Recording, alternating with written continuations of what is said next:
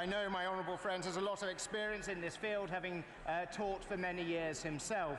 And it's certainly, the points as he makes is one that I will very much take on board, because it's absolutely vital that we ensure that every child in school is able to get the type of education that we want them to get and not be disrupted by others, but ensuring we have the right provision for those children to go to is vital. Karen Smith. Parents have the information they need for utilising school funding, because looking at the figures in Bristol South, it may be as few as a quarter of primary schools and no secondary schools will receive any of this money. So what's his message to the other 75% of schools and those parents? I can assure the honourable lady that provision has been made for local authorities to deliver more money for every school in England.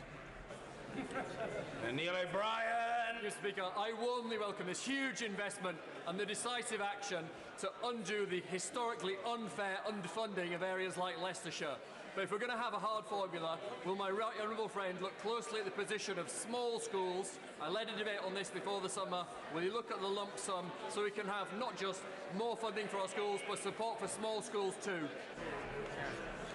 Right, I know, having had the great opportunity to visit Beecham College and St George's Primary School in his constituency, actually they've been delivering the very best education for the children in Leicestershire.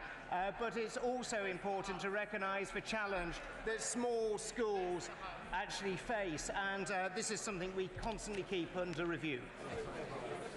Paul Farrelly. Thank you, Mr. Speaker. Special needs education, we know, is in crisis across the country. But in the county we share in Staffordshire, there are woeful discrepancies between different areas. In the last academic year, no education and healthcare plan was completed within a statutory time limit in Newcastle-under-Lyme and Staffordshire Moorlands, against 75% elsewhere. In the Secretary of State's own area, it was only 24%. So can I ask him, when is he going to step in and act in the interests of children with special needs in our county? What we always take with great seriousness is how we can enhance and support all those with special educational needs. This is something that I am looking at very closely, along with my honourable friend and the Minister for Children, as to ensure that children who do have that need for support gets it as swiftly as possible. That's why we're delivering an extra £700 million in the next financial year. Double. Of the F40 campaign, can I warmly welcome the Secretary of State's announcement today, and particularly the extra funding for further education. In St Austell, we're currently facing particular challenges around maintaining A-level provision. So would the Secretary of State meet with me or the appropriate minister to see how this extra money can be used to secure A-level provision in the future? My honourable friend has long campaigned for a better and fairer funding settlement for Cornwall, and it's a great pleasure to be able to deliver that. I'll be delighted to meet with him and his colleagues in Cornwall as to how best we can improve provision for A-levels in Cornwall. Sarah James. We've seen a 53% increase in school exclusions over the last few years, a 53% increase. And half of all those children have special educational needs that are not getting the support.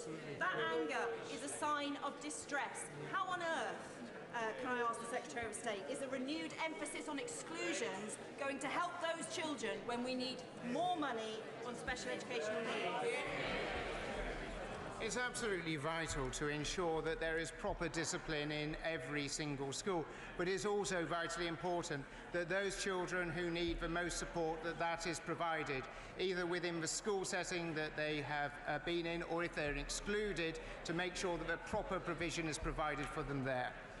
Thank you. Order. I now call the Right Honourable Gentleman Member for Dorset West to make an application for leave to propose a debate on a specific and important matter that should have urgent consideration under the terms of Standing Order number 24. The Right Honourable Gentleman